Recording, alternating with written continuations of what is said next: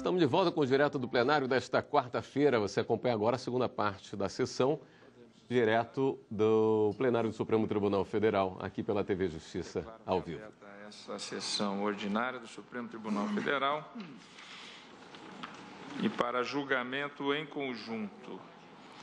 Apregou ação direta de inconstitucionalidade 2.238, procedente do Distrito Federal, relator ministro Alexandre de Moraes, que é relator em todas, requerente, neste caso, Partido Comunista do Brasil, PCdoB, Partido dos Trabalhadores, PT, Partido Socialista Brasileiro, interessados presidente da República, Congresso Nacional e vários amici curiae que foram admitidos.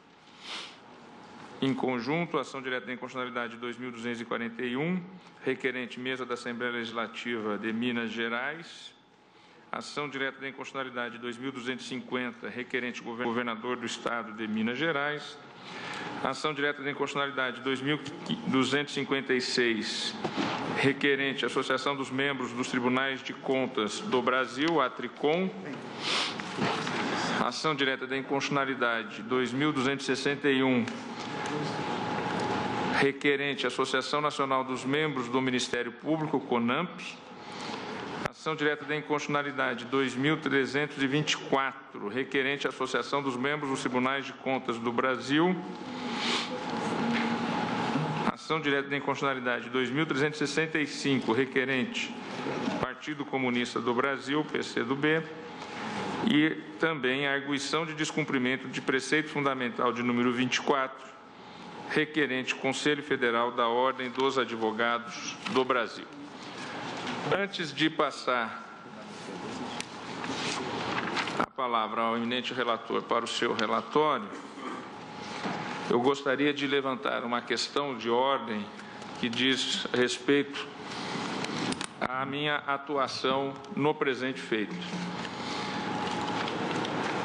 Eu destaco de início que esta Corte já decidiu que a discussão em abstrato em torno da constitucionalidade de normas jurídicas primárias, porque realizada em controle sob perfil objetivo, não atrai, via de regra, os institutos do impedimento e da suspeição, próprios que são dos processos em que há defesa de interesses e posições.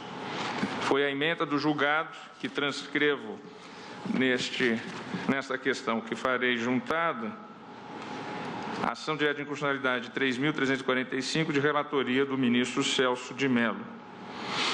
Naquela ocasião, a norma impugnada fora emanada do Tribunal Superior Eleitoral, mas a ratio decidente para afirmar a ausência de impedimento dos membros da Corte, quando ocupante da presidência do TSE, estende-se a qualquer processo de natureza objetiva, no meu entendimento.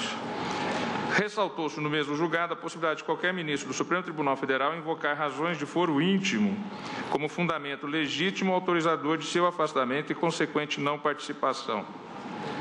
No caso aqui, a par de inexistirem razões de foro íntimo para me afastar do julgamento da causa, compreendo que no caso sequer atuei institucionalmente nos autos. De fato, embora tenha ocupado ao tempo da tramitação desta ação direta, refiro-me a de número 2.238, o cargo de advogado-geral da União, não me manifestei em nenhuma ocasião quanto a celeuma posta sob apreciação, sendo certo que a manifestação da AGU, proferida em atenção ao artigo 103, parágrafo 3º da Constituição Federal de 88, fora subscrita pelo advogado-geral da União substituto.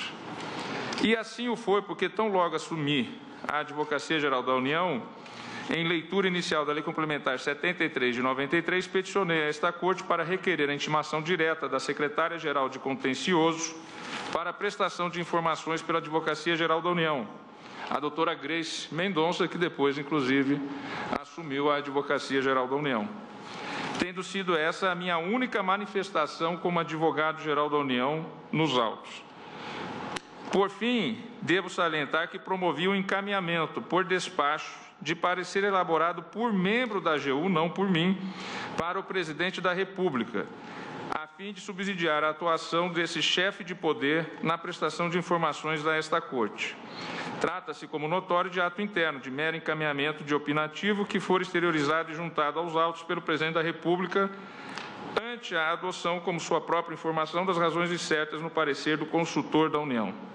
Entendo, portanto, ausente impedimento à minha participação neste julgado, neste caso, neste processo, assim como entendo que, em casos de feição objetiva, estando ausente também qualquer atuação institucional que pudesse provocar razões de foro íntimo para meu afastamento do julgamento destes processos. Eu apresento esta questão. Presidente, apenas para ressaltar, como já consignou Vossa Excelência, a diferença entre processo subjetivo, onde temos interesses envolvidos, e processo objetivo. E mais do que isso, ainda que Vossa Excelência tivesse peticionado como advogado-geral da União, a Constituição Federal prevê papel único de curador da lei atacada. Por isso, entendo que é livre a sua participação. Senhor presidente, pois não. Ministro lembro que no início da década de 90 surgiram duas questões neste plenário do Supremo Tribunal Federal. Uma foi suscitada pelo eminente ministro e pelo saudoso ministro Paulo Brossard. Sua Excelência, na condição de ministro da Justiça, havia referendado determinado diploma legislativo, objeto de impugnação em ação direta. E ele, então, suscitou a questão sobre se estaria ou não impedido para apreciar aquela pretensão de inconstitucionalidade. E o tribunal entendeu que o ministro de Estado, que se limita apenas a referendar um ato legislativo, não incide em qualquer situação de incompatibilidade. De outro lado, o eminente ministro Sepúlveda Pertence, ministro da Corte, suscitou uma outra questão. Afinal, ele, como Procurador-Geral da República, disse o seguinte: muitas vezes o Procurador-Geral da República ordena o arquivamento na própria Procuradoria-Geral da República de representações que lhes são dirigidas. Então, indagava Sua Excelência, e então, neste caso, estaria o ministro do Supremo, que anteriormente exercera o cargo de Procurador-Geral da República, impedido de atuar, se ele, como chefe do Ministério Público da União, houvesse ele próprio ordenado o arquivamento daquela representação, e o tribunal entendeu que, nesse caso, sim, ele estaria impedido, porque eles já se pronunciaram, no fundo, a respeito da questão. Agora, em seguida, eu me lembro, quando o PDT ajuizou uma ação direta de inconstitucionalidade impugnando um ato do Presidente da República que dera eficácia normativa a um parecer da Consultoria-Geral da República. Ou então o Consultor-Geral da República, na época, dera um parecer sustentando a tese da não autoaplicabilidade da taxa de juros reais, a que se referia o artigo 192 da Constituição. Eu havia participado ativamente da elaboração daquele parecer, embora não o assinasse. Suscitei expressamente essa questão. Falei, olha, os itens tais e tais e tais do parecer, objeto do decreto presidencial que lhe dera a eficácia normativa, eu elaborei e gostaria de propor ao tribunal sobre a minha incompatibilidade para julgar a apresentação direta, e o tribunal entendeu que eu não incidia nessa situação de incompatibilidade. Isso aí constou do próprio acórdão na ADIM 4, de que foi relator o eminente ministro Sidney Sanches. Posteriormente, nós julgamos várias ações diretas contra resoluções emanadas do Egrégio Tribunal Superior Eleitoral. Num primeiro momento, o presidente do Tribunal Superior Eleitoral ele se abstinha de julgar aqui o processo de controle abstrato pelo fato de haver prestado informações. Posteriormente, no entanto, o tribunal passou a admitir a participação plena não só dos ministros do Supremo que intervieram no TSE na formulação daquela resolução, mas também do próprio presidente do TSE que prestara as informações oficiais no âmbito do processo da ação direta. E, em suma, o que o tribunal tem entendido é que tal como disse o ministro Marco Aurélio, quer dizer, é preciso de seguinte o processo de perfil subjetivo e o processo de tipo objetivo. Não é mesmo? E há também o exemplo do CNJ, né, que nós fizemos a distinção. Mandado de segurança contra ato do presidente, mandado de segurança contra ato do colegiado. Agora, é claro que em situações em que há, digamos, uma razão de foro íntimo, então temos entendido que, nesse caso, o relator ou o juiz do tribunal pode, se invocando a razão de foro íntimo, afastar-se, não é, do processo de controle abstrato. Mas, a mim me parece que, na situação que Vossa Excelência expõe, não há nenhuma situação de incompatibilidade que possa impedi-lo de participar de modo pleno deste processo e deste julgamento. Enfim, é o que me parece. Agradeço as manifestações do ministro Celso de Mello, do ministro Marco Aurélio. Pergunto se todos, então, se põem de acordo quanto à minha participação. Então, resolvi, ministro. Não, acho que o grande critério aí é foro íntimo, é a pessoa se sentir confortável de produzir uma decisão imparcial e justa. Se Vossa Excelência se sente assim, eu acho que assim deve ser. Portanto, é uma coisa de sentimento pessoal aqui. Cada um é responsável e tem os compromissos com a seriedade, com a justiça. Essa decisão é importante porque nós já tivemos no passado casos em que ficamos numa situação de não alcançar quórum por causa de outros colegas que também... 5-5. Que também estiveram participando de alguma forma, ou enviando algum ofício, um memorial, em matéria de controle abstrato.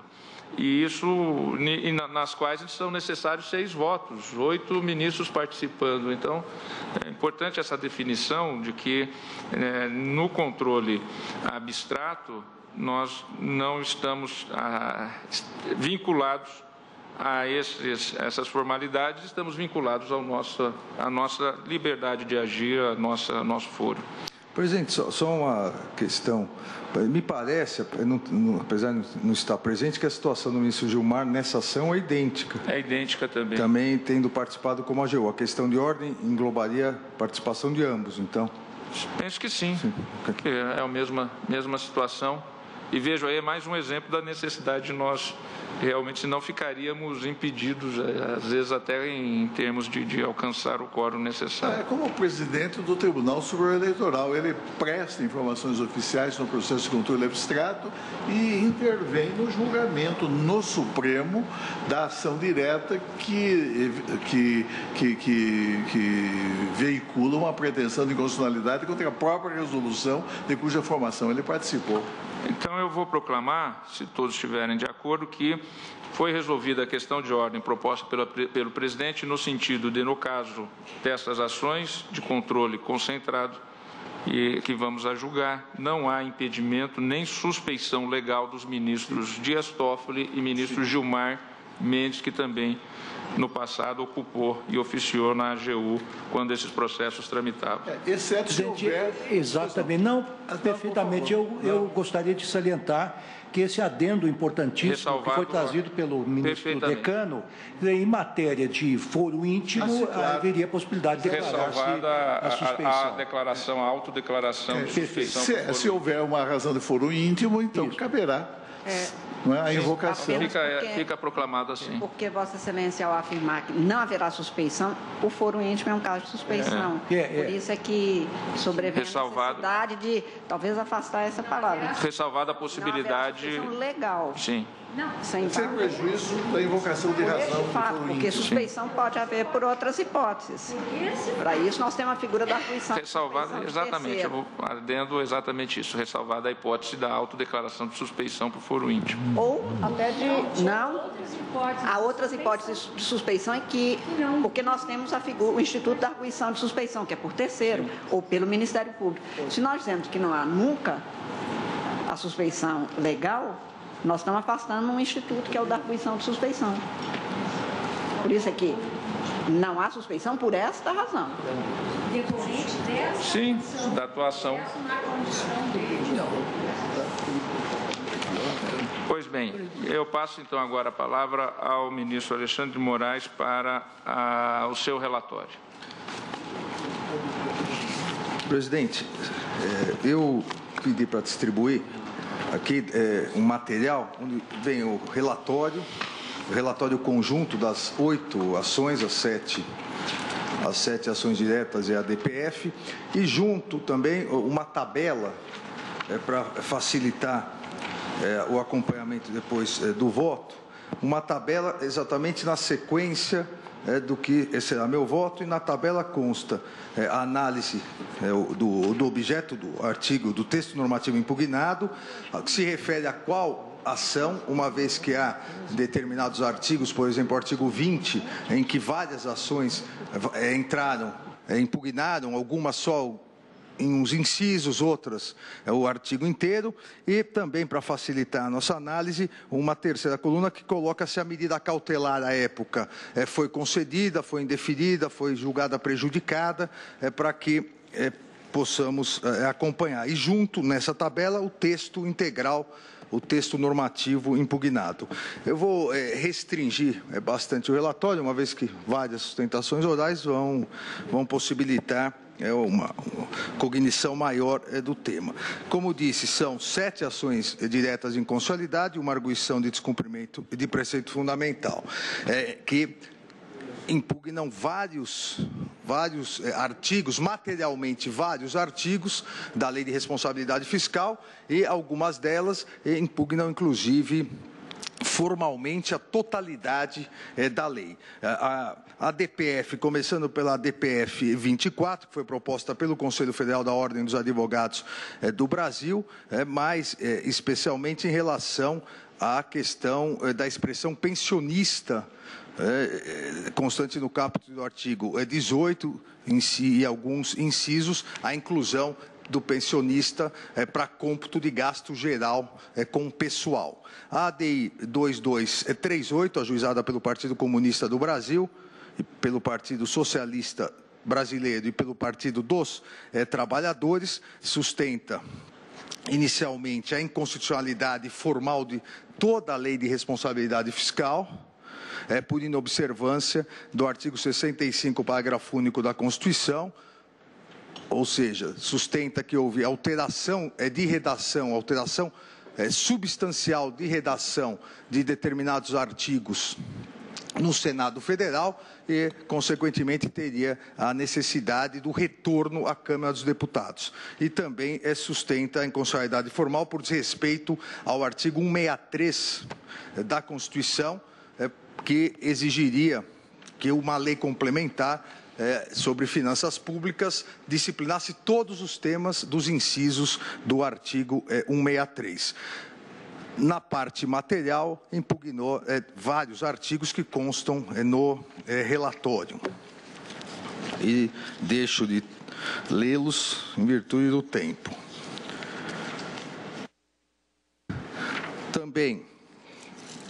Também temos, na sequência,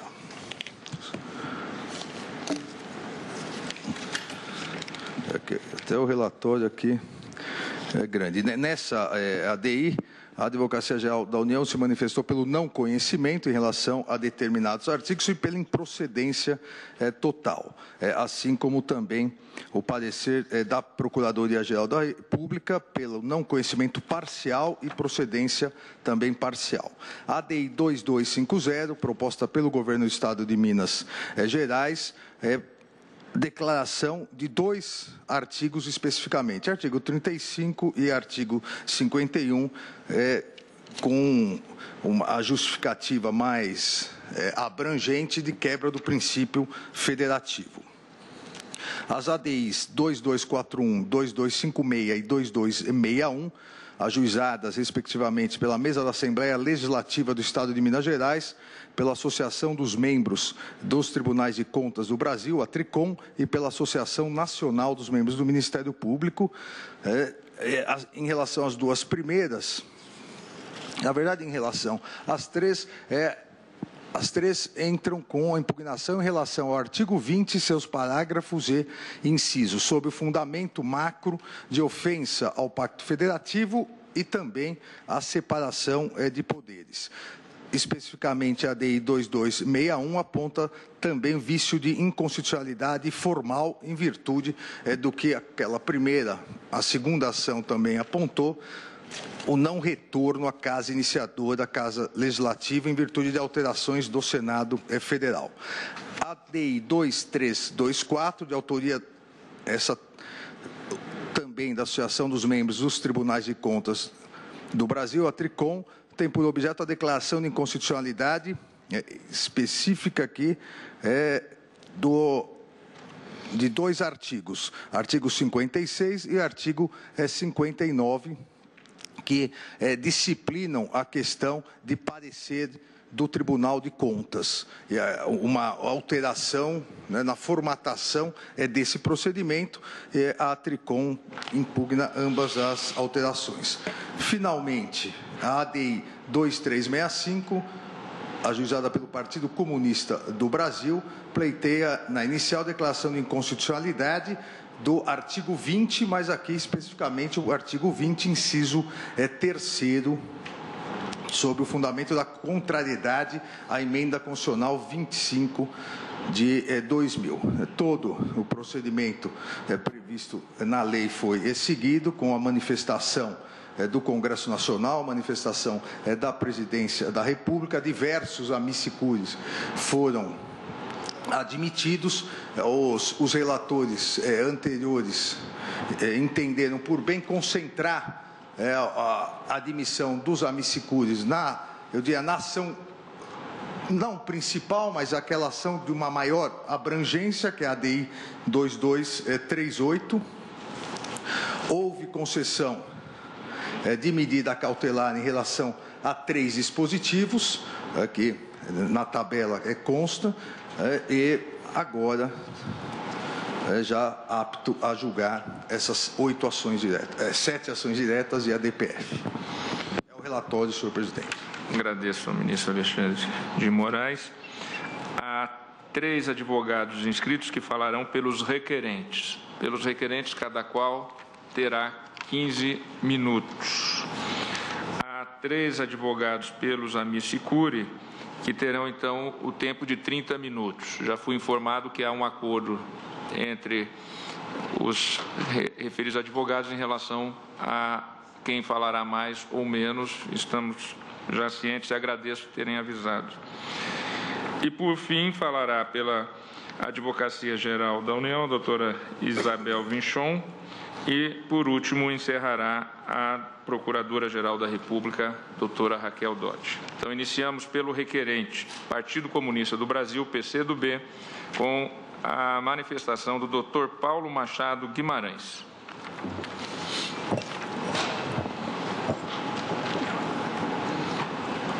E, como foi adiantado, após as sustentações será suspenso o julgamento e será remarcada uma nova data, porque amanhã será mantida a pauta previamente divulgada. Em relação aos outros feitos que estavam em pauta, eles também serão realocados em outras datas. Doutor Paulo, com a palavra. Senhor presidente, excelentíssimo senhor relator, senhoras ministras, senhores ministros, eminente Procuradora-Geral da República, o Partido Comunista do Brasil, em 2000, após ter acompanhado e intervido no processo legislativo, onde esta matéria foi tratada, junto com o Partido dos Trabalhadores e o PSB, considerou relevante submeter uma série de questionamentos sobre dispositivos da lei complementar 101, tendo em vista a percepção, em função mesmo do que a própria lei se propõe e a Constituição impõe, por força da emenda constitucional 98, a percepção de alguns excessos normativos que fundamentalmente comprometem o princípio constitucional da separação de poderes e atingem também direitos e garantias individuais de servidores públicos. Há um questionamento mais amplo, que, ao que me consta, no julgamento da cautelar foi afastado por essa Corte, no que diz respeito à inconstitucionalidade formal. Portanto, até em consideração ao tempo, vou me restringir a alguns dispositivos no mérito, tendo em vista a relevância do que, diante da percepção que os autores apresentam sobre essa matéria. Um dos primeiros dispositivos é o parágrafo 1º do artigo 7º. Esse dispositivo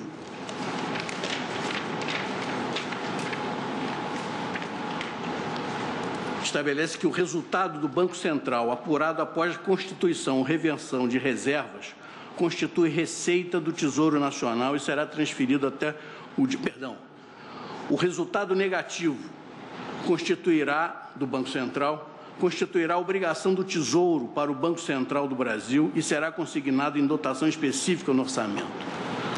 O questionamento é de que esse resultado negativo do Banco Central se constituiria como obrigação do Tesouro, se caracterizaria numa violação constitucional em função de um efetivo empréstimo que o Tesouro faz ao Banco Central.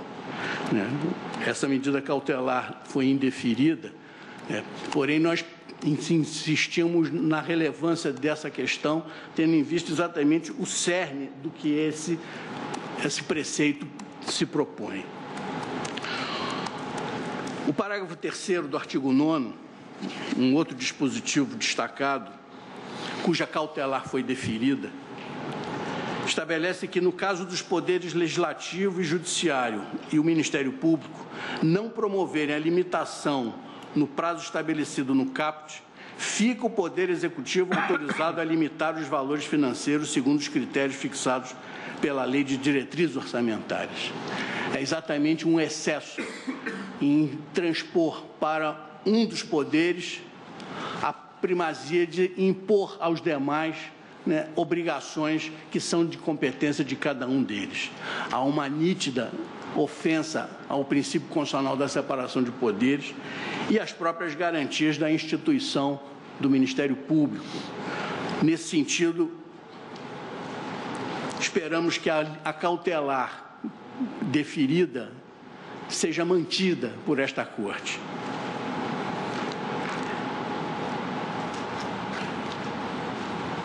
O parágrafo 1º do artigo 18 tem uma característica que tem sido objeto de repercussão na vida administrativa do país.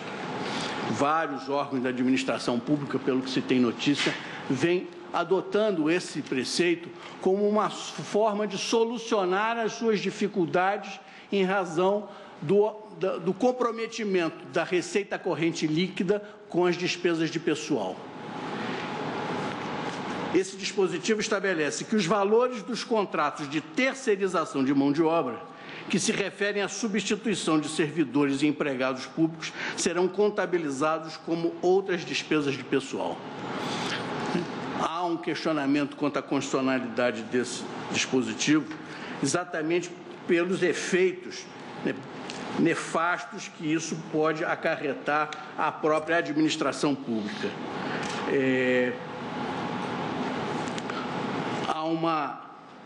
A perspectiva de substituição de servidores e empregados públicos por serviços terceirizados seria uma solução considerada como outras despesas de pessoal e que não seria, portanto, objeto do cômputo na receita corrente líquida. Há entendimentos de tribunais de contas divergindo dessa interpretação, mas uma série de gestores tem considerado essa mecânica de extinção do serviço público, do cargo público, exatamente na perspectiva de buscar uma solução no equilíbrio das suas despesas de pessoal. Isso, naturalmente, atenta contra os princípios e garantias da própria administração pública.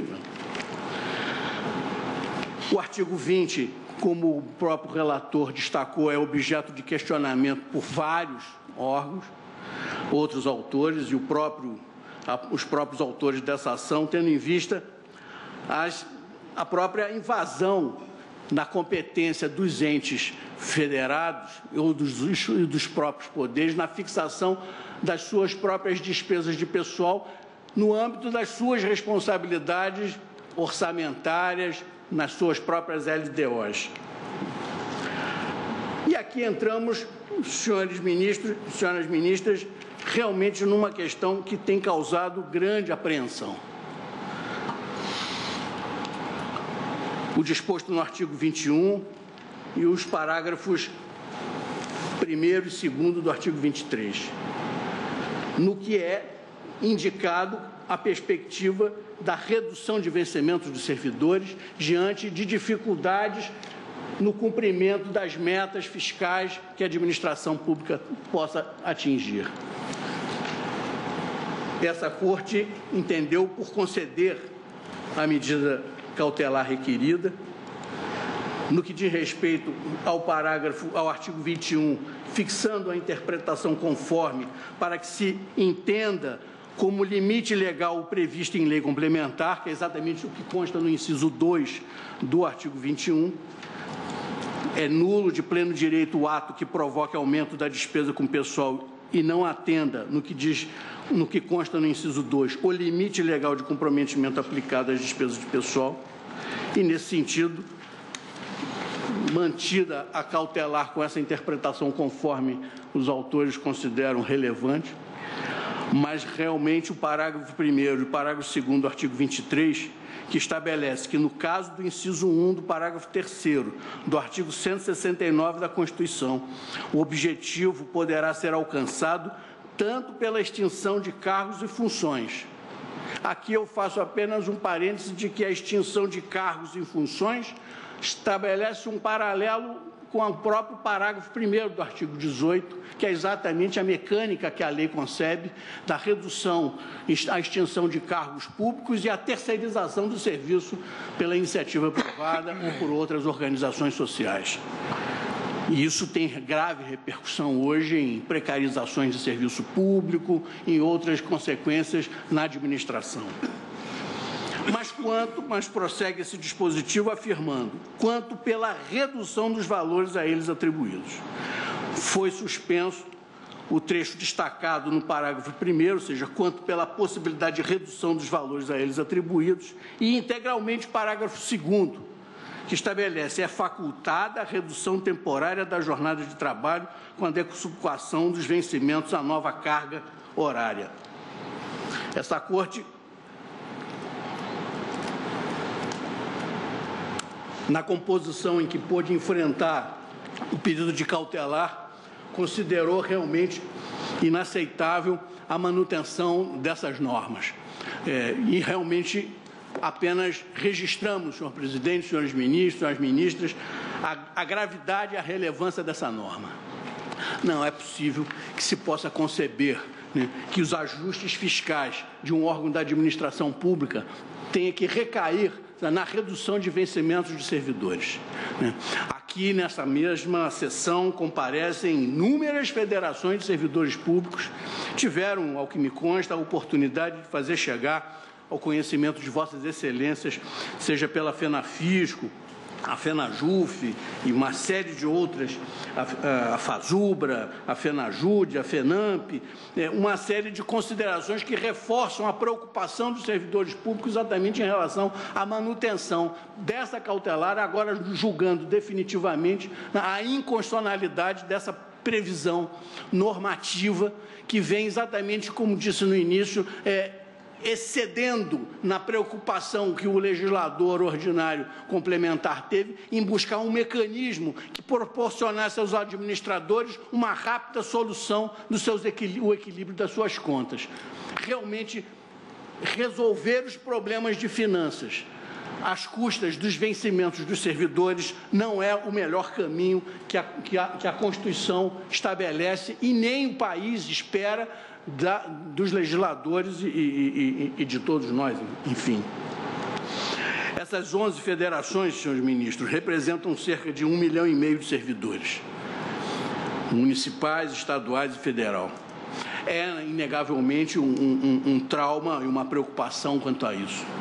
A própria lei complementar 101 estabelece uma série de mecanismos de fiscalização e de aferição no que diz respeito à previsão da arrecadação. A própria questão relacionada à renúncia da Receita, isso não é, de forma alguma, questionado. E é necessário que se faça uma dura, rígida fiscalização sobre as práticas de renúncia de receitas que os órgãos da administração, os entes federados, vêm adotando. Exatamente para que concursados não tenham a consequência de redução dos seus vencimentos. Não há questionamento quanto à perspectiva de uma administração pública, se quiser reduzir seus cargos em comissão, reduza os cargos em comissão. Então, não terá esses servidores em condições de prestação de serviço. Mas aqui estamos falando dos vencimentos dos servidores efetivos. E não há o que se justifique, até diante dos vários mecanismos que a própria lei complementar apresenta, para que esta situação seja mantida, né? E, portanto, reiteramos a expectativa de que esta Corte mantenha a cautelar, julgando esses dispositivos inconstitucionais. E, por fim, os dispositivos que estabelecem avanço sobre outros poderes da República em relação a normas que aqui a própria Atricom também já questionou, que diz respeito aos artigos 56 e 57, em que é a perspectiva também cautelares deferidas, em que as contas prestadas pelos chefes do Poder Executivo incluirão, além das suas próprias, as dos presidentes dos órgãos dos poderes legislativos e do Judiciário e do chefe do Ministério Público, as quais receberão parecer prévio do Tribunal de Contas. Quer dizer, a inconstitucionalidade, pelas próprias razões que foram adotadas por essa Corte, nos fazem ver que houve um excesso normativo, avançando gravemente sobre a separação de poderes e a própria autonomia dos entes federados. É com essas considerações, senhor presidente,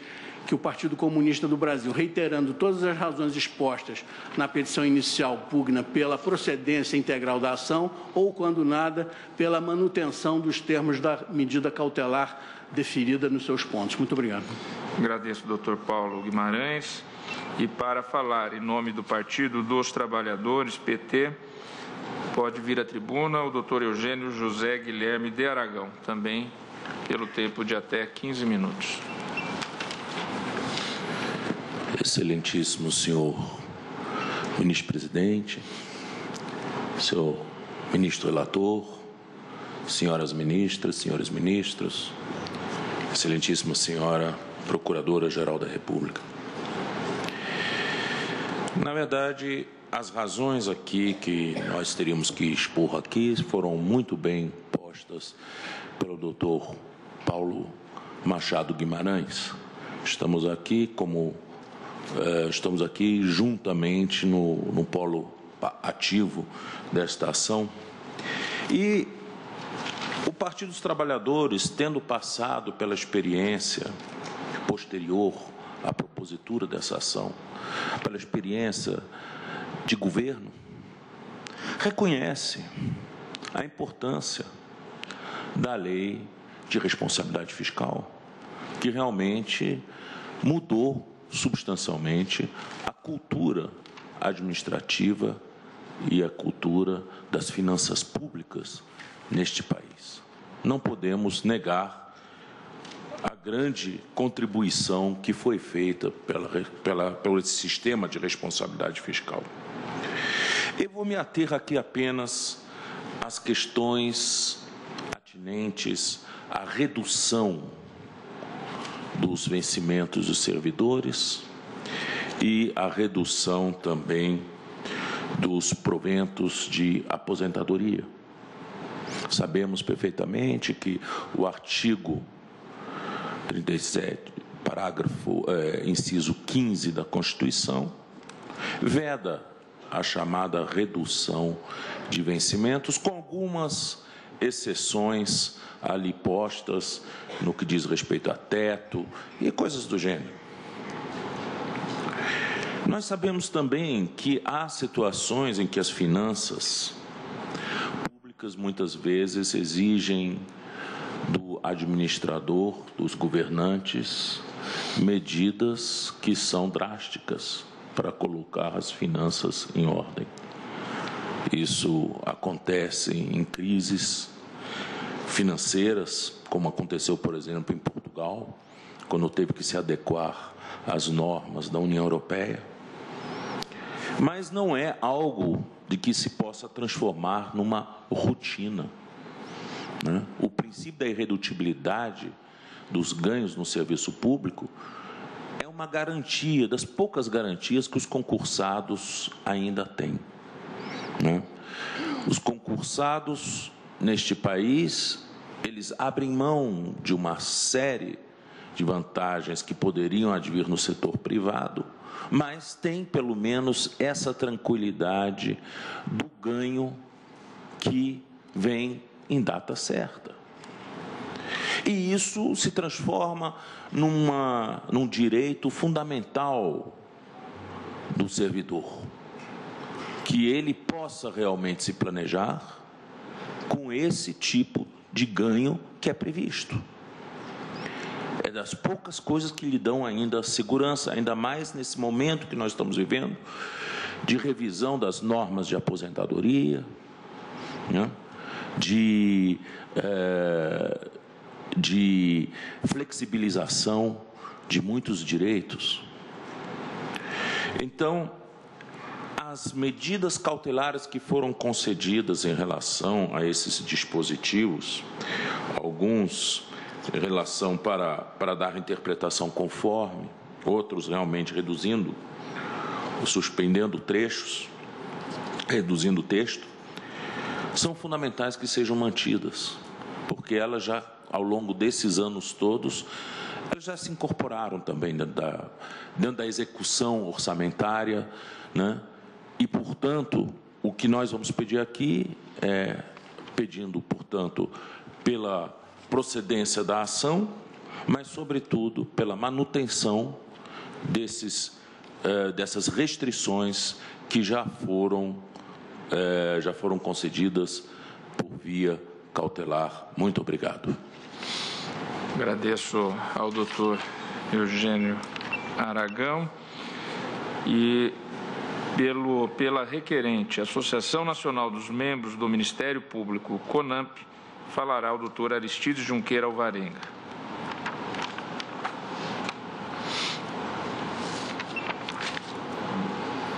Excelentíssimo senhor ministro-presidente, excelentíssimas senhoras ministras, excelentíssimos senhores ministros, eminente ministro relator, eminente Procuradora-Geral da República, não posso deixar de fazer aqui, como sempre faço, as minhas homenagens ao Ministério Público. Eu vou me ater, senhor presidente, senhor relator, senhores ministros, ao artigo 20 da Lei Complementar 101, mais precisamente ao artigo 20, inciso 2, letra D, que limita em 2% para o Ministério Público dos Estados, e por isso falo eu em nome da associação da CONAMP, que é exatamente a confederação dos ministérios, dos membros dos ministérios públicos, principalmente, maiormente, dos ministérios públicos estaduais.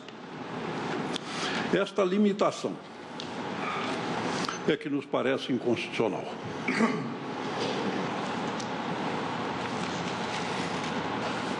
Por duas razões. Quando o artigo 19 dessa mesma lei diz que, para os fins do disposto no caput do artigo 169 da Constituição, a despesa total com pessoal em cada período de apuração e em cada ente da Federação não poderá exceder os percentuais da receita corrente líquida a seguir discriminados. E discrimina da seguinte forma: 2. Estados, os Estados-membros, 60%. A despesa com pessoal não pode exceder 60%.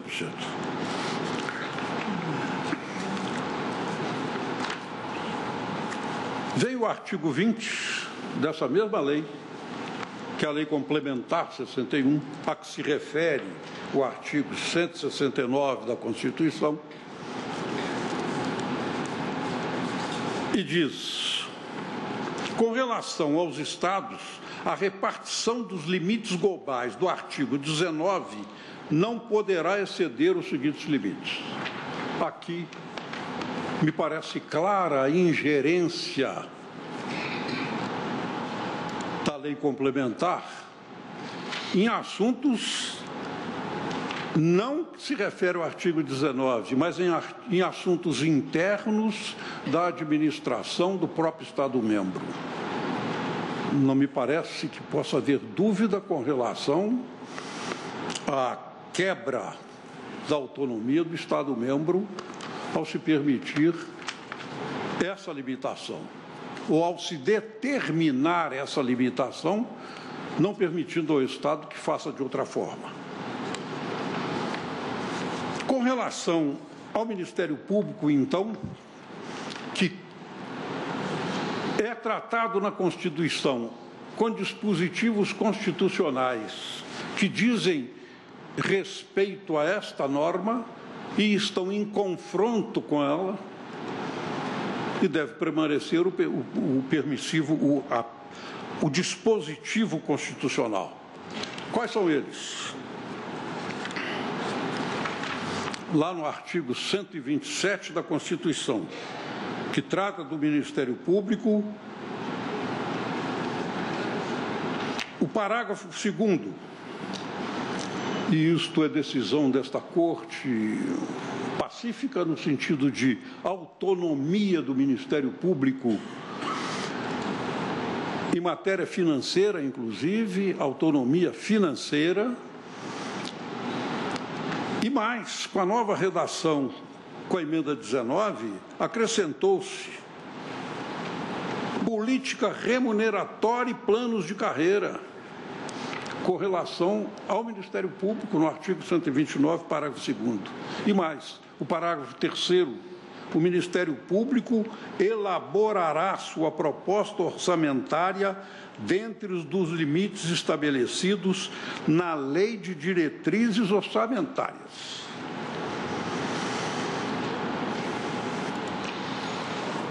Se é na Lei de Diretrizes Orçamentárias a proposta do Ministério Público e os gastos, não nos parece que compete à lei complementar imiscuir-se nesta autonomia do Ministério Público de gerir a sua própria instituição e fazer sua política remuneratória. Eu vou ficar por aqui, senhor presidente, para não tomar mais tempo de vossas excelências, mas queria terminar, uma vez que a ação foi proposta pela CONAMP. E, ao propor a ação, ainda não nos havia deixado o saudoso professor Celso Bastos, e ele deu um parecer a pedido da CONAMP, e aqui eu vou terminar citando o trecho, um dos trechos do seu parecer. Diz ele: jamais poderia a legislação federal pura e simplesmente fixar um percentual máximo e imutável para os gastos com o Ministério Público de qualquer dos estados da federação. Viola-se não só a realidade federativa do Brasil, como também a autonomia da instituição do Ministério Público. Com essas considerações, senhor presidente, espera-se a declaração de inconstitucionalidade deste dispositivo referido do artigo 20 da Lei Complementar 101. Muito obrigado, senhor. Agradeço ao doutor Aristide Junqueira Alvarenga. Passaremos agora aos amici curiae, iniciando pelo Amicus Curiae, Associação Paulista dos Magistrados, APAMAGES, Dr. Alberto Pavie Ribeiro. Eminente presidente, eminentes ministras, eminentes ministros, eminente procuradora-geral da República. Iniciei minha fala lembrando o trecho do voto do ministro Sepúlveda Pertence no julgamento da cautelar.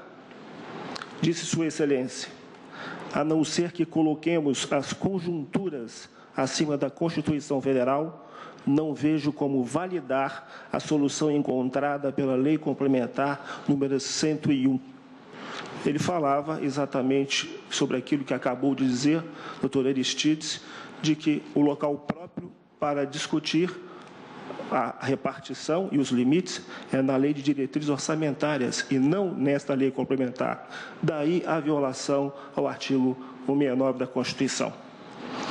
Mas, considerando a premissa estabelecida pelo ministro Pertence, a não ser que coloquemos as conjunturas acima da Constituição Federal, a amiga da Corte quer trazer a conjuntura atual, passados 19 anos. A conjuntura atual, senhores ministros, é um poder judiciário que cada vez mais depende quase que exclusivamente de gastos com pessoal. A redução de custos do orçamento do Poder Judiciário se dá exatamente razão. Processo judicial eletrônico, informática, não há mais arquivos, sessões agora virtuais, trabalho remoto. Tudo isso causa um desequilíbrio que a lei, em 2000, não tinha como prever. Então, o Poder Judiciário hoje se depara com a situação, aquela limitação em gastos de pessoal. Para ele manter o valor que recebe no seu orçamento daquela alimentação, ele vai ser obrigado a aumentar os seus gastos naquilo que ele não precisa mais. Só que o Poder Judiciário precisa prestar jurisdição. É necessário magistrados e servidores. Cada vez mais há necessidade, aumenta-se o grau, a necessidade de prestação de serviço do Poder Judiciário.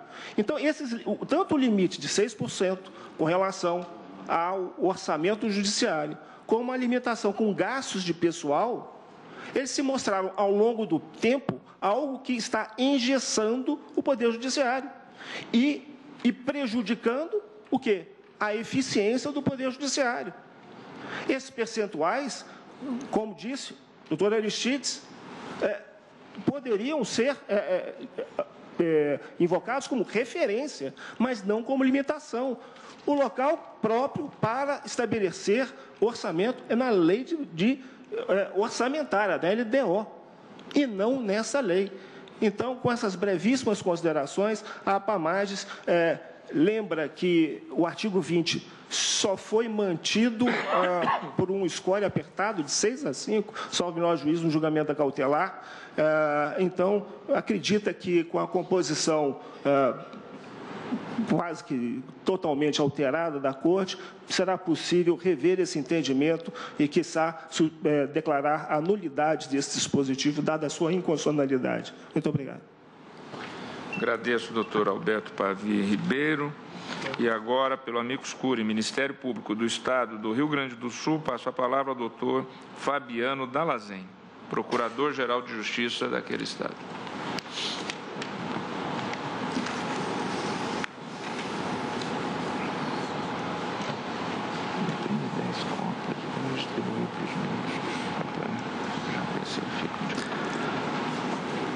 Senhor ministro-presidente, senhor ministro relator, senhora Procuradora-Geral da República, senhores e senhoras ministros desta augusta Corte, faço uma saudação também especial aos meus colegas Procuradores-Gerais de Justiça que acompanham com preocupação o desfecho desse julgamento, Procurador-Geral de Justiça de Minas Gerais, Procurador-Geral de Justiça do Mato Grosso do Sul, Procurador-Geral de Justiça do Ceará e Procurador-Geral de Justiça do Amazonas, que se encontram todos aqui presentes nesse plenário.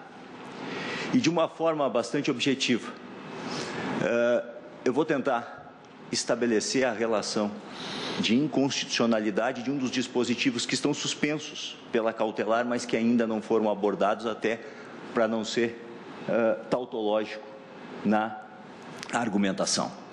Mas é importante que se lembre nela o próprio artigo 1º, parágrafo 1º, ministro Celso, da Lei de Responsabilidade Fiscal, quando ela diz que esta lei pretende fixar normas de finanças públicas voltadas para estabelecer responsabilidade fiscal, buscando estabelecer ações planejadas e transparentes que pudessem prevenir riscos e corrigir desvios capazes de afetar o equilíbrio das contas públicas, mediante o cumprimento de metas e obediência a limites e condições no que tange, e isso é importante, a renúncia de receita e a geração de despesas.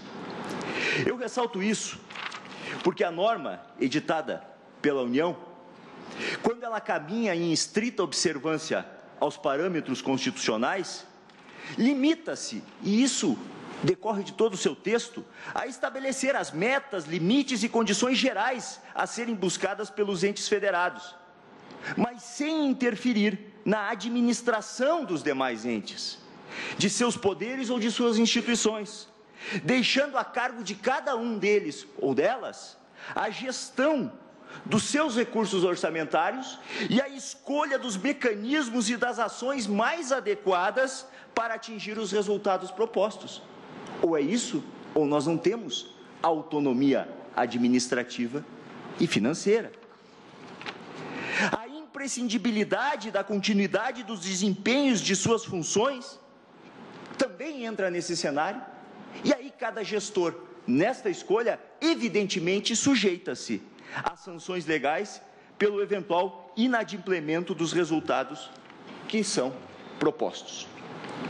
E isso foi justamente o que não ocorreu, dentre outros dispositivos, e eu quero chamar a atenção, ministro Barroso, para o parágrafo 3º do artigo 9º da Lei de Responsabilidade Fiscal, que permite, quando não alcançadas as metas de receita, que o Poder Executivo, a cada bimestre, notifique o Legislativo, o Judiciário, o Ministério Público, para que promova o contingenciamento de suas despesas, que já estão previstas na lei orçamentária. E agora o mais grave, esse parágrafo 3º, caso não tenha esse contingenciamento por parte dos seus gestores, ao invés de buscar por outras esferas a sanção ou o cumprimento, permite ao Executivo, mando militar, e fazer o contingenciamento dos duodécimos orçamentários, ferindo de morte a independência e a harmonia dos poderes, ferindo de morte a autonomia dos poderes e das instituições, como bem foi lido pelo doutor Aristides aqui, o dispositivo do artigo 127, parágrafo 3º, no que diz respeito ao Ministério Público, considerando, como nós temos que considerar, que a autonomia financeira não se exaure na simples possibilidade de elaboração de uma proposta orçamentária.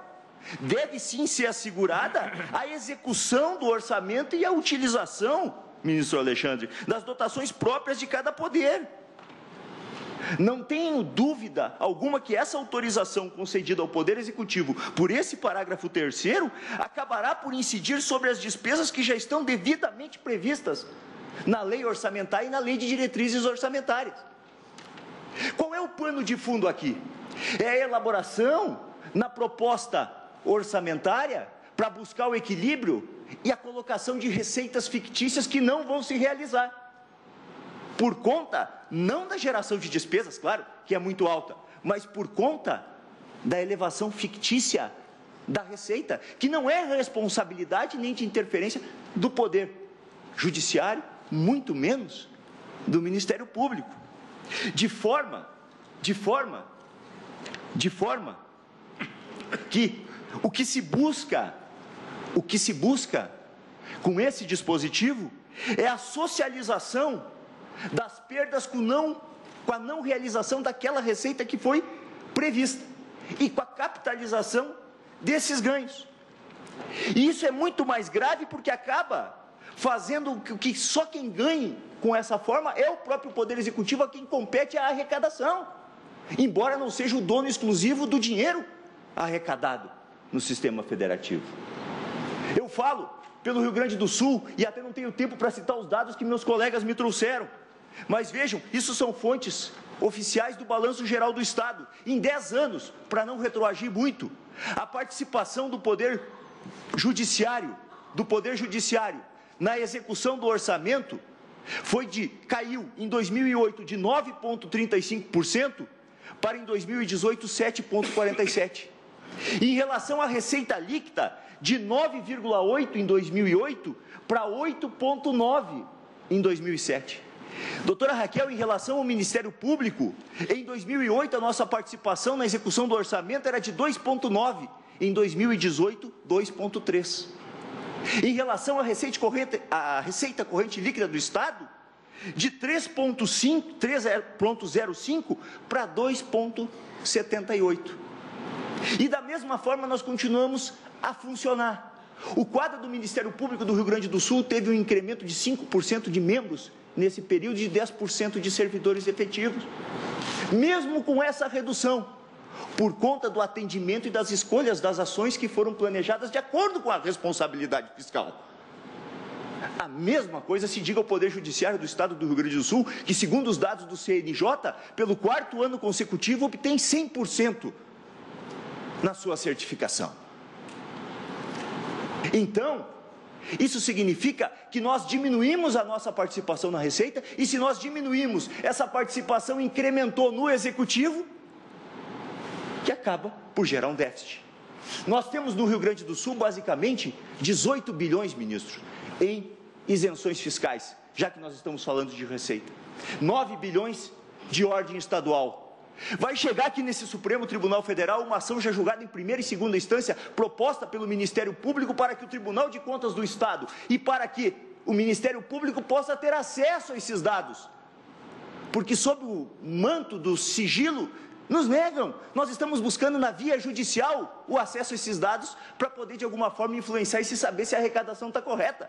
Agora, se eu vou ter o contingenciamento pela receita corrente líquida, eu preciso ter acesso a isso, e não tenho, como acontece em muitos casos. É verdade que a austeridade é a palavra importante do momento, mas para repetir, talvez, um dito popular, de outra forma, que diz, ministro Dias Toffoli, que a diferença entre o remédio e o veneno é a quantidade. O professor Eduardo Paes Ferreira diz: austeridade cura, mas austeridade também mata. Vejam que nós temos que trazer, para fazer essa dimensão, a austeridade para o mundo dos fatos. E quais são o mundo dos fatos? No Rio Grande do Sul, eu relatei aos senhores, cada um desses procuradores gerais que estão aqui poderiam relatar na mesma medida. Mas vamos para a postura referente à questão federal. Vamos citar exemplos. Medida provisória 795 de 2017, que dispõe sobre o tratamento tributário das atividades de exploração e desenvolvimento de campo de petróleo e de gás natural. Isenções fiscais que, segundo a revista Exame, fizeram que fosse batizada como a MP do trilhão. Medida provisória que criou o Rota 2030, a pedido da Anfávia, com renúncia fiscal em favor da indústria automobilística no valor de 7,2 bilhões somente em 2019. E mesmo assim está fechando fábricas. O parecer do Tribunal de Contas da União, na análise das contas públicas de 2017, apresentou renúncias fiscais que somaram 354,7 bilhões, quando o déficit primário do ano seria de 160 bilhões. É verdade que, ministro Barroso, há um déficit estimado para 2019 próximo de 140 bilhões. Mas o portal G1 noticiou que o governo estima conceder em 2019, próximo do que foi em 2017 pelo Tribunal de Contas da União apontado, 376 bilhões em isenções fiscais. Doutor Dallazen. Mais um fato, pois não. Só o tempo de 10 minutos. Ministro, senhores ministros, eu agradeço a possibilidade, mas reitero aos senhores o pedido no tocante aos demais dispositivos e especialmente a esse parágrafo 3º do artigo 9, como uma forma de manter o Ministério Público e o nosso Poder Judiciário prestando aqueles serviços que são tão importantes ao Estado Democrático de Direito, a declaração de inconstitucionalidade, mantendo no mérito a cautelar que foi deferida. Muito obrigado. Agradeço o doutor Fabiano Dalazen.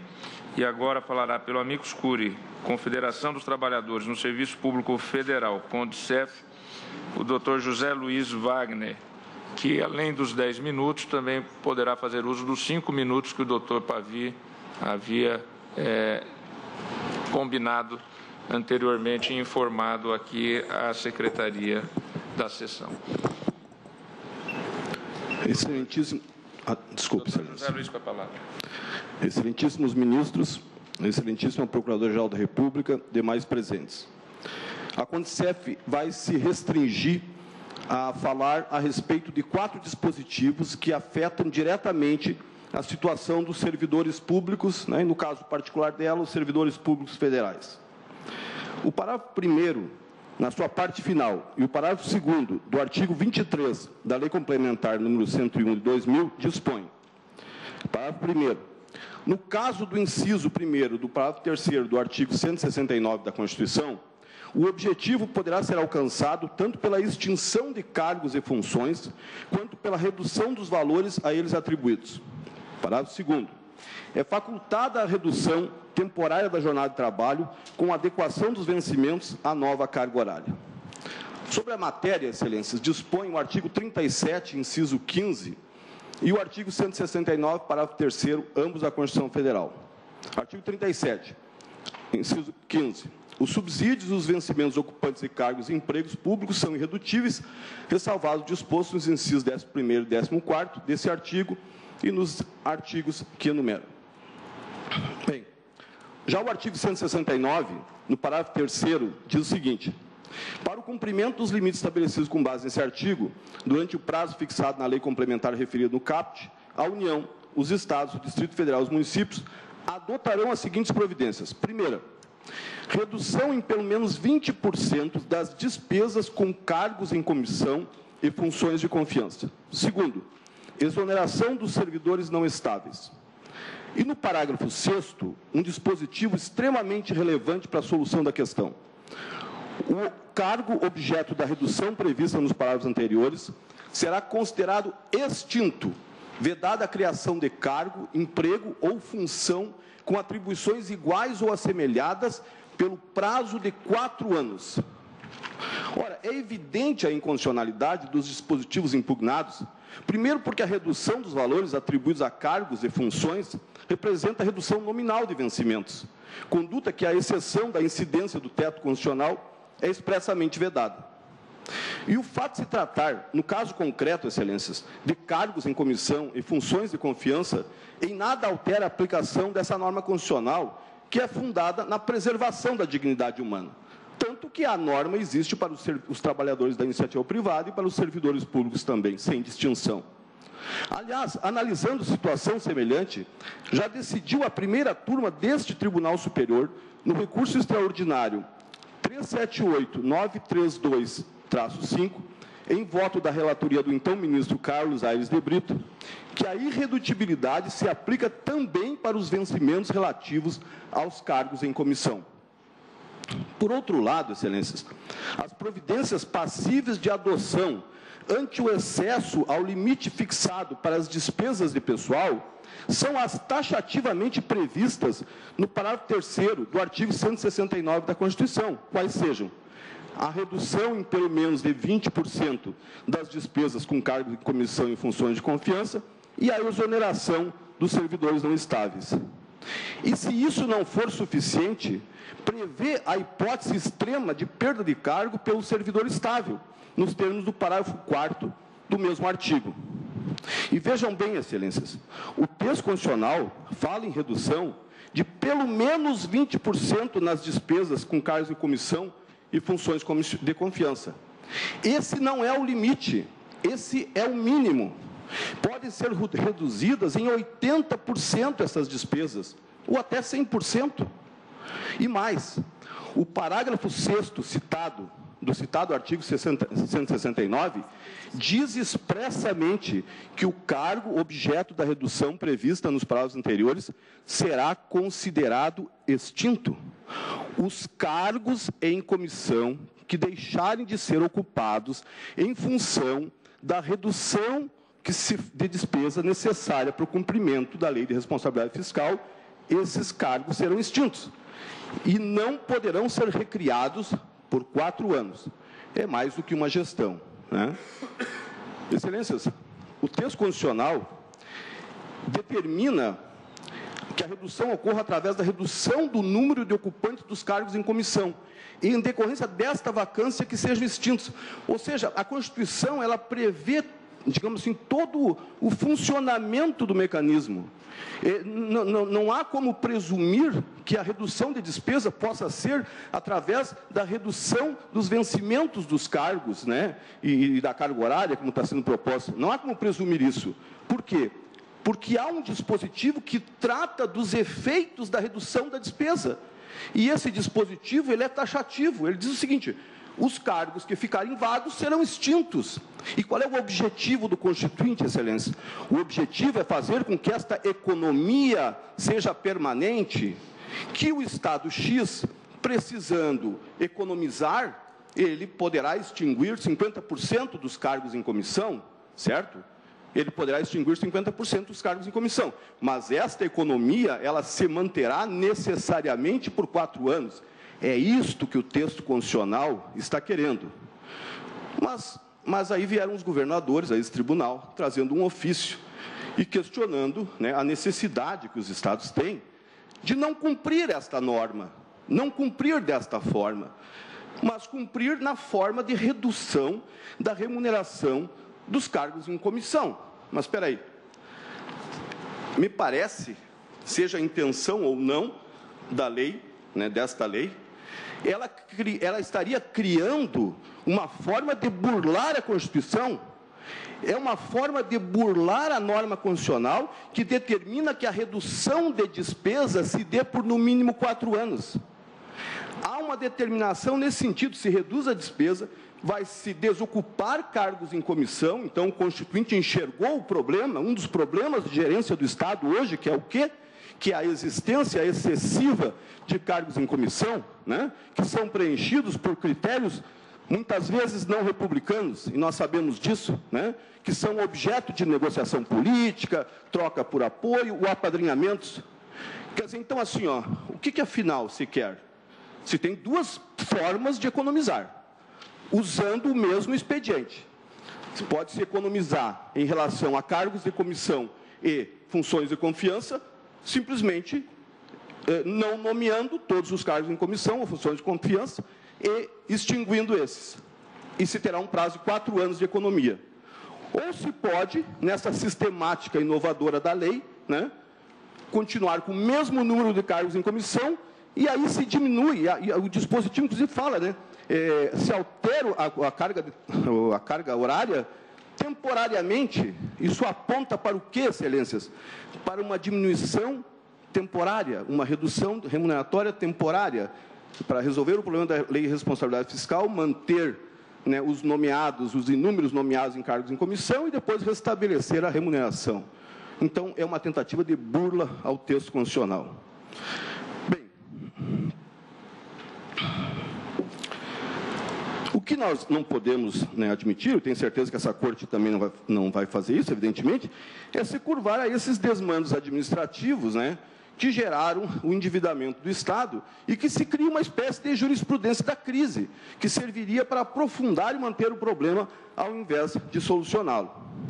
Quanto à suposta faculdade de redução de vencimentos mediante a redução proporcional da jornada de trabalho, merece destaque o fato de que, ainda que se considere pela sua constitucionalidade, tal providência jamais poderá ser adotada sem que haja expressa anuência dos trabalhadores afetados, dos servidores afetados, que é o que determina o artigo 7º, inciso 13º, parágrafo 9º, parágrafo 3º da Constituição Federal.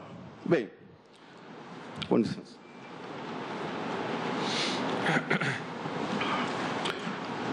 O outro dispositivo a que, digamos assim, a Condicef gostaria de se manifestar, é o inciso 2º do artigo 21 da Lei Complementar 101 de 2000, que dispõe, artigo 21, é nulo de pleno direito o ato que provoque aumento da despesa com pessoal e não atenda. Segundo, o limite legal de comprometimento aplicado às despesas com pessoal inativo. Ora, a inconstitucionalidade desse dispositivo é patente. Primeiro, porque o artigo 40 da Constituição Federal garante a participação de titulares de cargos efetivos da União dos Estados, Distrito Federal e municípios, incluídas suas autarquias e fundações, em regime de previdência própria. Uma vez preenchidos os requisitos constitucionais, terá o servidor o direito adquirido à sua aposentadoria. A fruição de tal direito não poderá ficar condicionada à disponibilidade financeira do órgão público, né?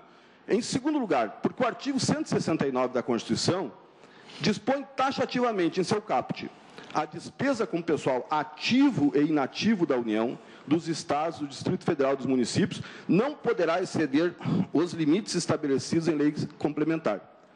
A despesa, excelências, no singular, e não as despesas. Trata-se, portanto, de uma única despesa, a qual deverá ser tratada assim pelo legislador ordinário. A lei impugnada não pode criar essa distinção, inovando em relação à regulamentação constitucional da matéria, em prejuízo dos servidores. Ativos e inativos integram um conjunto indissociável, tanto pelo fato de que são afetados pelos mesmos aumentos remuneratórios, quanto pelo fato de que, quando ocorre a inativação, né, se diminui o número de servidores ativos, da mesma forma aumenta o número de servidores inativos. O próprio artigo 169 do texto constitucional, nos seus parágrafos 3º, inciso 1º e 2º, e parágrafo 4º, especifica as medidas que deverão ser adotadas no caso de ser ultrapassado o gasto com pessoal. E vejam bem, excelências, esses dispositivos, eles falam a respeito da redução de cargos, falam a respeito de demissão de servidor não estável, falam até da possibilidade de demissão de servidor estável. Agora, jamais falam de tratamento diferenciado em relação aos inativos. O texto constitucional, ele regulamenta toda a situação e, em momento algum, admite essa possibilidade, né? Então, excelências, por tais fundamentos, né, nós pedimos que sejam declarados inconstitucionais esses dispositivos. Muito obrigado. Agradeço ao doutor José Luiz Wagner, que nem fez uso de todo o tempo. Agradecendo a todos os advogados que estão sendo bastante gentis com a Corte, sendo objetivos e diretos. Agora, pelos interessados, Presidente da República e Congresso Nacional, falará a advogada da União, doutora Isabel Vinchon Nogueira de Andrade. Excelentíssimo senhor ministro-presidente, excelentíssimo senhor ministro-relator, excelentíssimas senhoras ministras, excelentíssimos senhores ministros, excelentíssima Procuradora-Geral da República, advogados e advogadas aqui presentes, senhoras e senhores. Como já bem relatado pelo senhor ministro Alexandre de Moraes, está sob julgamento nesta sessão a constitucionalidade de diversos dispositivos da Lei de Responsabilidade Fiscal, diploma de inegável relevância no contexto do equilíbrio fiscal nacional, que em breve completará 19 anos de vigência. Sua importância é vital para a gestão fiscal pública. A lei foi editada após vários ciclos de saneamento fiscal e com refinanciamento das dívidas dos entes federados. No período de 1988 até 2001, o socorro financeiro concedido pela União aos estados e municípios chegou a 730 bilhões de reais, quantia que equivale a 11% do PIB em 2017. É nesse cenário em que é editada a Lei de Responsabilidade Fiscal, amparada no artigo 163 da Constituição, para evitar o desequilíbrio entre receitas e despesas e garantir que o endividamento, caso necessário, fosse feito segundo regras claras e estruturadas de finanças públicas. Não se pode dizer que a lei tenha criado um cenário de austeridade fiscal. Suas regras são compatíveis, inclusive, com políticas expansionistas, como aquelas verificadas no período de 2011 e 2014. Tanto isso é verdade que, para coibir a expansão das despesas primárias, foi aprovada a Emenda Constitucional número 95 de 2016, criando o novo regime fiscal chamado Teto dos Gastos Públicos. Comparando-se com o cenário à época da edição da lei, a fixação de certas normas na LRF permitiu reverter gradualmente o cenário de crescente endividamento. A dívida líquida dos entes subnacionais, que chegava a 19,79% do PIB em 2001, caiu em 2016 para o patamar de 10,49%. A partir de 2015, observou-se um incremento para a ordem de 13%, ainda bem inferior ao patamar de 2001. Apesar dos claros efeitos saneadores e positivos, é certo que a Lei de Responsabilidade Fiscal ainda se encontra sem a sua plena aplicabilidade. Além de questionamentos judiciais, no âmbito administrativo, são proferidos entendimentos que permitem que entes subnacionais majorem os seus gastos com pessoal. Todos esses elementos contribuem para o enfraquecimento do marco legal, o que precisa ser revertido em prol de sua integridade, assegurando-se o controle do endividamento público e a melhoria na gestão fiscal. A flexibilização dos critérios da lei gera o aumento de despesas com pessoal. Relatórios apresentados pela Secretaria do Tesouro Nacional demonstram que nos últimos 7 anos houve aumento médio de 27,19% nas despesas com pessoal. De acordo com o relatório de gestão fiscal, em 2017, 20 dos 27 entes se encontravam abaixo do limite de 60%. Todavia, se o critério de aferição utilizado fosse aquele mais aderente à Lei de Responsabilidade Fiscal, como defende a Secretaria do Tesouro Nacional, apenas 3 estados observariam o limite de gastos com pessoal. A elevação do endividamento dos estados e municípios e, por consequência, a transferência do esforço fiscal de tais entes para a União acaba também por transferir o ônus de desequilíbrios locais para toda a sociedade por intermédio da elevação da dívida pública federal. Embora não se possa afirmar que o crescimento da dívida federal decorra somente da transferência de ônus, igualmente não se pode desprezar a sua influência.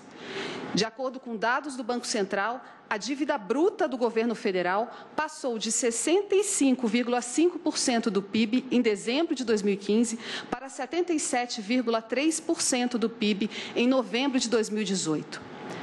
Além do novo regime fiscal, a Lei de Responsabilidade Fiscal, como instrumento de garantia de equilíbrio entre receitas e despesas, é indispensável para a política fiscal do Estado.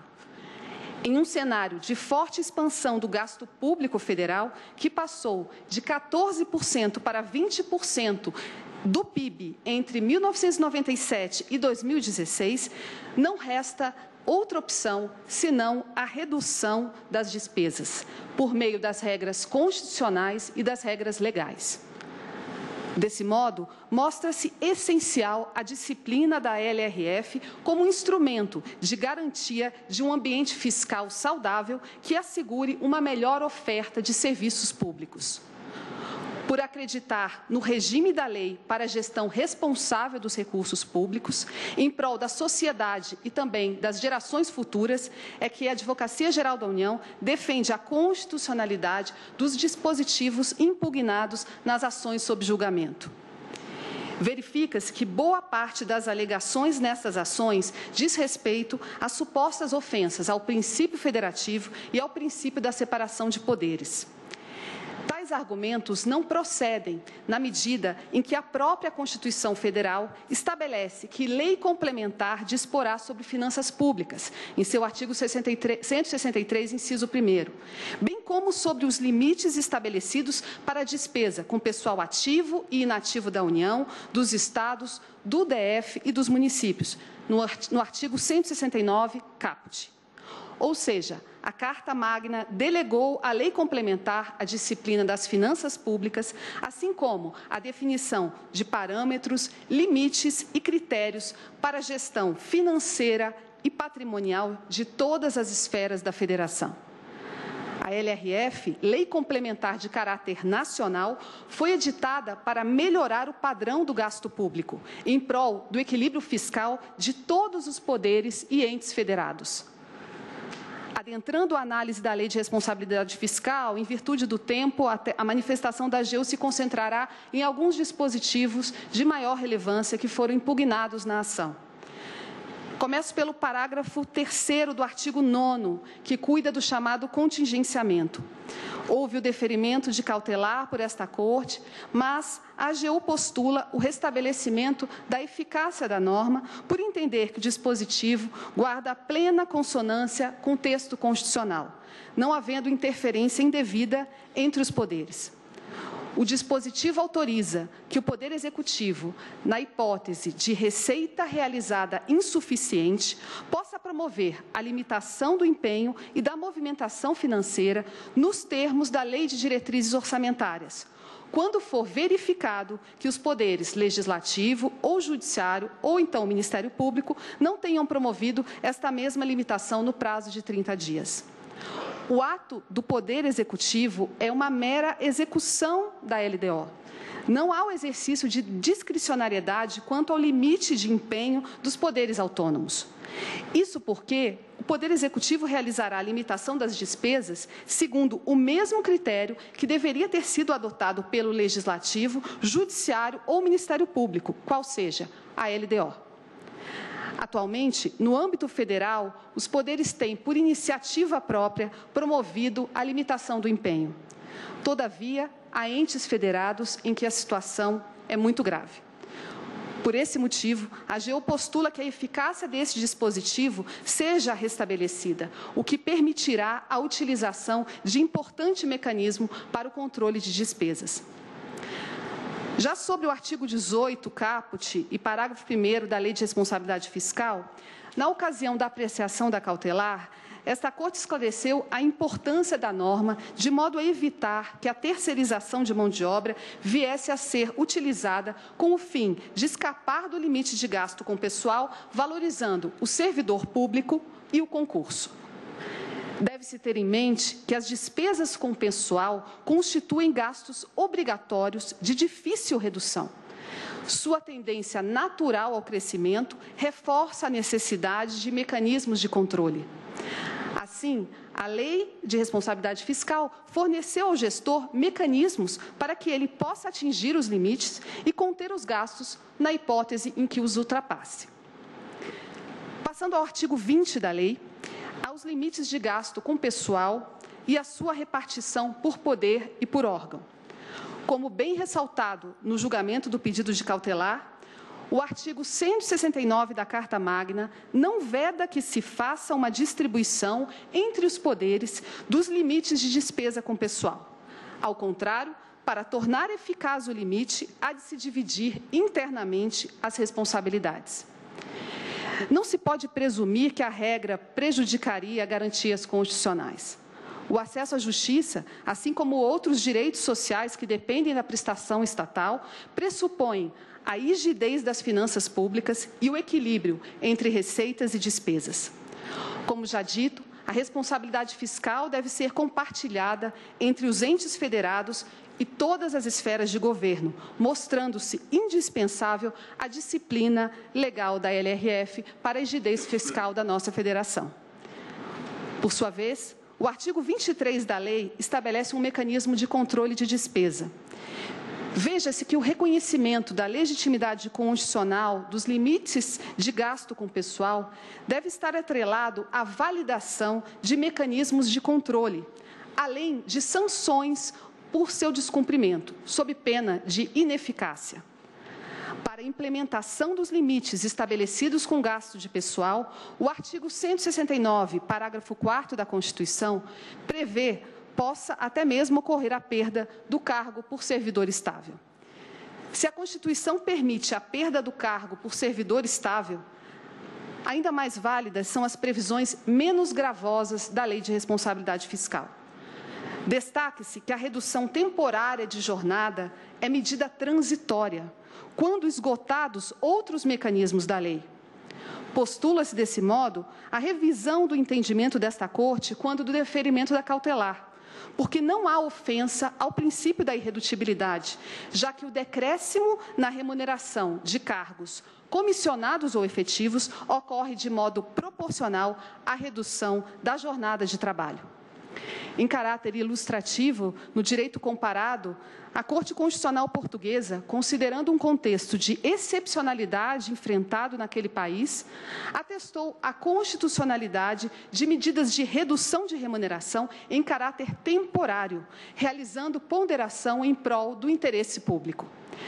No caso brasileiro, a previsão da Lei de Responsabilidade Fiscal representa uma alternativa que evita que as remunerações sejam longamente atrasadas ou parceladas, como vem ocorrendo em alguns entes da Federação que estão em grave situação fiscal. Agradecendo a atenção de Vossas Excelências, a Advocacia Geral da União postula, na parte em que as ações sejam conhecidas, a improcedência dos pedidos, declarando-se a constitucionalidade da Lei de Responsabilidade Fiscal. Muito obrigada. Agradeço ao Nogueira de Andrade, que falou pelo Presidente da República e Congresso Nacional, registrando que é a primeira vez que a eminente advogada da União vem à tribuna nesse honroso cargo que ocupa. Gostaria de registrar que ficou demonstrado que Vossa Excelência mantém a tradição das mulheres boa oradora na Advocacia Geral da União. Para encerrar, falará pela Procuradoria-Geral da República a doutora Raquel Elias Ferreira Dodge, Procuradora-Geral da República. Boa noite a todos. Eu cumprimento o senhor presidente do Supremo Tribunal Federal, ministro relator Alexandre de Moraes, as senhoras ministras, senhores ministros, e peço licença para cumprimentar os advogados, a advogada da União, o Procurador-Geral de Justiça do Rio Grande do Sul, que falou pelos procuradores gerais aqui presentes, de Minas, do Amazonas, do Ceará e do Mato Grosso, pelas brilhantes sustentações orais que fizeram, tornando este tema árido mais interessante do ponto de vista jurídico. E é assim que também o Ministério Público vê a importância da Lei de Responsabilidade Fiscal. Uma lei que surge quase 12 anos após a Constituição de 1988, no ano 2000, em maio. Uma lei de 75 artigos que veio dispor regras válidas para a União, para os estados, para o DF e para os municípios.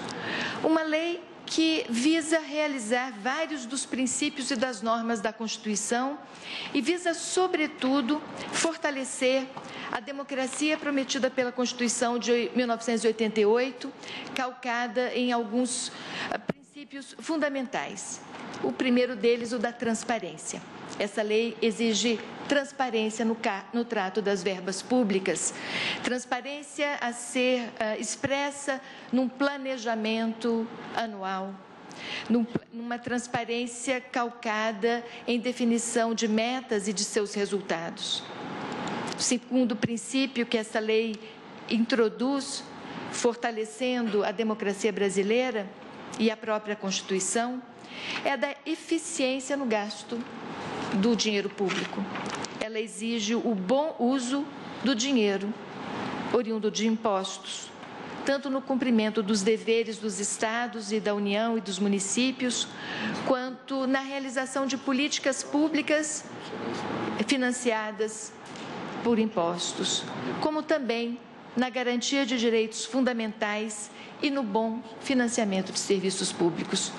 Uma lei, portanto, calcada na ideia de equilíbrio entre arrecadação e gastos, inclusive para não permitir que o desequilíbrio gere aumento de tributos.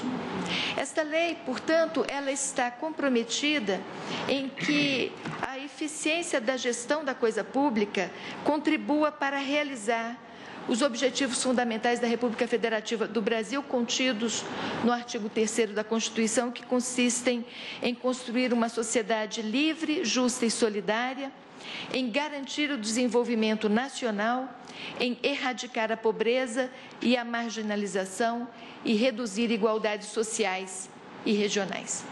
É nesse espírito e nesse viés que se insere a Lei de Responsabilidade Fiscal. Não é uma lei que exige transparência, bom uso do gasto, bom uso do dinheiro público, equilíbrio nas contas públicas para alcançar objetivos fictícios, objetivos não definidos na Constituição. Muito ao contrário, esta lei quer que o gestor público esteja comprometido com o bom exercício dos deveres do Estado e com o bom exercício de políticas públicas que atendam serviços e direitos garantidos na Constituição. Por isso, é muito importante que na interpretação desta lei, e agora diante de uma DPF e várias ações diretas de inconstitucionalidade, não se permita uma interpretação que implique em ofensa a direitos fundamentais, em ofensa à separação de poderes, em ofensa ao princípio federativo, em ofensa à independência e à autonomia garantidos aos poderes da União, ao Ministério Público e também aos indivíduos enquanto sujeitos de direitos.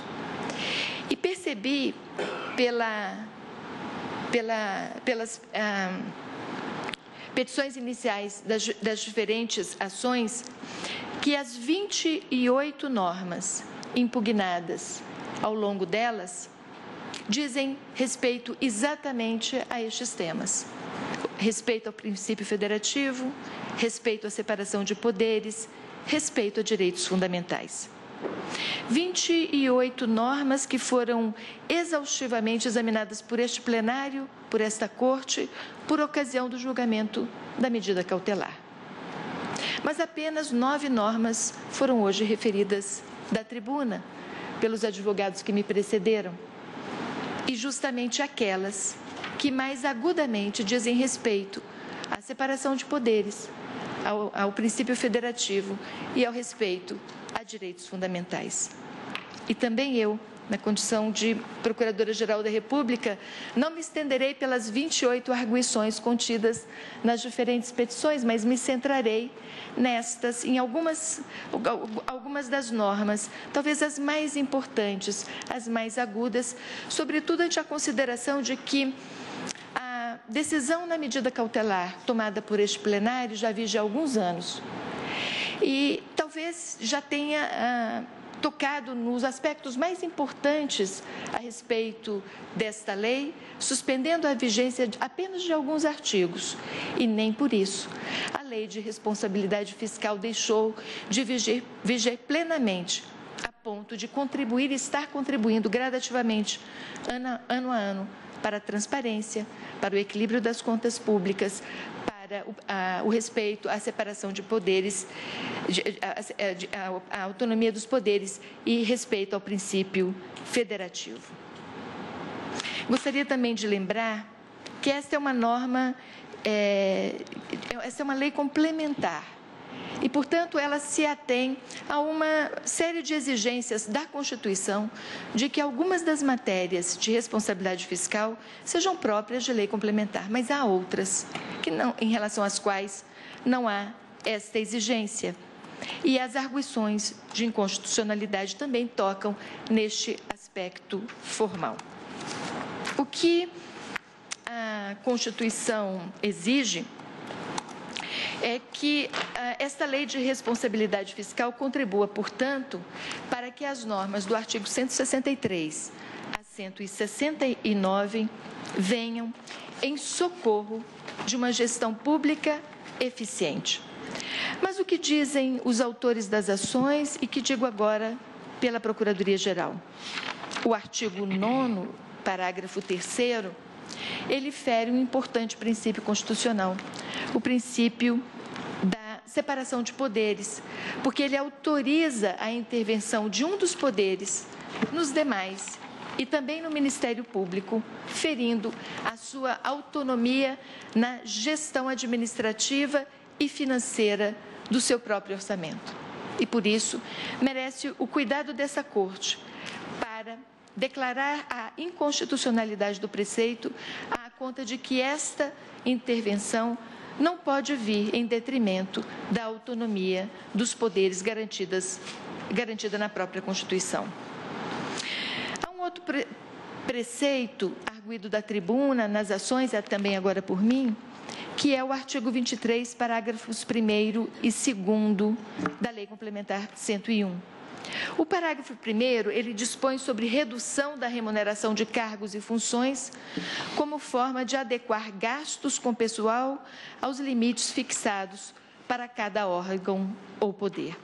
A ineficiência do gestor poderia ser resolvida, de acordo com essa norma, com redução de remuneração de cargos e funções.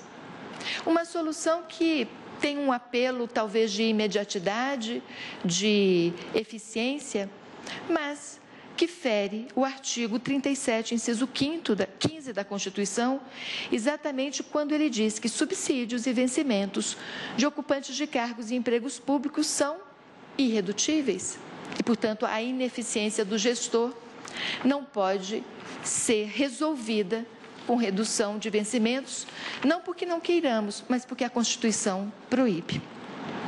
O parágrafo 2º do artigo 23 também permite a redução temporária da jornada de trabalho com proporcional diminuição de vencimentos.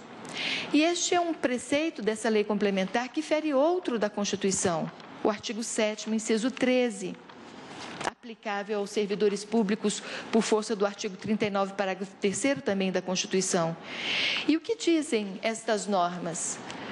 Ela autoriza a redução da jornada e até de vencimentos, mas desde que haja o assentimento do empregado, desde que haja o consentimento informado e ausente de coerção pelo empregado. Esta norma, no entanto, vai além, ela dispensa esse consentimento e, por isso, fere não só uma garantia fundamental, já que os direitos sociais estão garantidos na Constituição de 1988, mas a autonomia da vontade do indivíduo que firmou livremente um contrato ou foi admitido pelo serviço público. Da tribuna, também ouvimos um importante argumento a favor da inconstitucionalidade do artigo 20, inciso 2, letra D, da Lei Complementar 75, em dois aspectos. No primeiro, porque uma norma federal suprime a autonomia de uma unidade federada de dispor sobre o modo de distribuição de seus próprios recursos, estabelecendo regras fixas de teto de forma imutável no modo como o dinheiro público vai ser gasto, ao invés de apenas estabelecer referências percentuais que podem significar e auxiliar na boa gestão da coisa pública.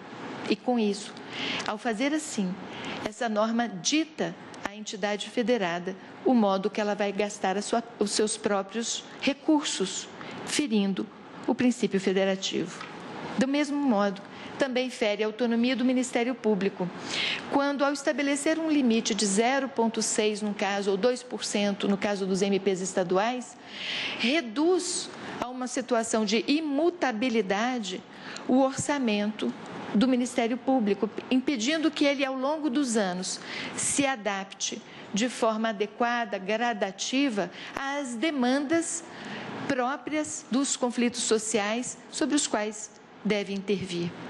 E esta é uma situação que muitos ministérios públicos, como assinalado aqui da tribuna pelo Procurador-Geral de Justiça do Rio Grande do Sul e também eu própria como Procuradora-Geral, já sigo experimentando na medida em que há dificuldades de fazer novos concursos públicos para admissão de membros ou de servidores, exatamente porque o nosso orçamento já está contido nesse limite percentual estabelecido na Lei de Responsabilidade Fiscal, dificultando uma adaptação às demandas que vão surgindo e trazidas às nossas instituições, numa perspectiva que fere, no nosso entendimento, a autonomia administrativa, funcional, orçamentária e financeira garantida na Constituição. E esses são os dispositivos que me parecem, ao lado dos artigos 56 e 57, que devem ser confirmados como inconstitucionais por este plenário, secundando e confirmando a decisão proferida na medida cautelar. E finalmente, três outros dispositivos dizem respeito a, também arguidos da tribuna e nas ações, dizem respeito a importantes aspectos de inconstitucionalidade, mas que podem ser resolvidos por uma interpretação conforme a Constituição. O primeiro é o artigo 12, parágrafo 2º. O Supremo, ao resolver a medida cautelar, deu uma interpretação conforme para explicitar que a proibição legal contida nesse preceito não inclui operações autorizadas por créditos suplementares ou especiais, porque eles têm finalidade específicas e estão ressalvados pelo artigo 63, sendo 63, inciso 3 da Constituição. E, portanto, apenas com esta interpretação a norma pode ser resguardada.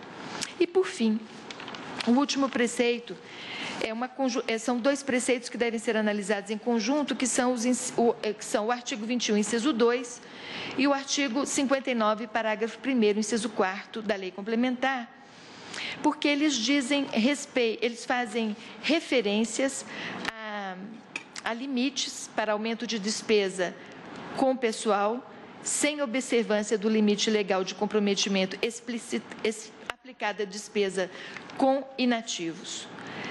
Na decisão da cautelar, este Supremo entendeu muito corretamente que esse limite deve ater-se àquele previsto em lei complementar, como é o exigido no artigo 169, e não em lei ordinária, como previsto aqui. Com estas considerações, senhor presidente, senhor relator, senhoras e senhores ministros, o Ministério Público opina pela procedência parcial das ações em relação a 5 dispositivos, pela interpretação conforme a Constituição em relação a 3 dispositivos, pelo não conhecimento da ADPF, vez que a matéria própria de ADIM, pela confirmação da cautelar em todos os demais termos, reafirmando, finalmente, que esta é uma lei importante. Ela confirma a importância da boa gestão em prol da democracia, de direitos fundamentais e dos poderes estabelecidos na Constituição. Mas esta boa finalidade da lei não pode vir em detrimento de direitos subjetivos, do princípio da separação de poderes e do próprio sistema federativo instituído na Constituição. Com essas considerações, eu agradeço a atenção de todos. Muito obrigada.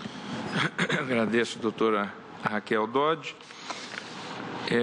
Informo aos eminentes colegas que eu fiz distribuir um texto em relação à proclamação da questão de ordem. Eu recebi algumas sugestões do ministro Celso de Mello, do ministro Marco Aurélio, que eu entendi pertinentes, de tal forma que eu vou readequar e depois, na continuidade, nós definimos. Por hora, eu vou apenas colocar na ata que foi acolhida pelo tribunal questão de ordem suscitada pelo presidente.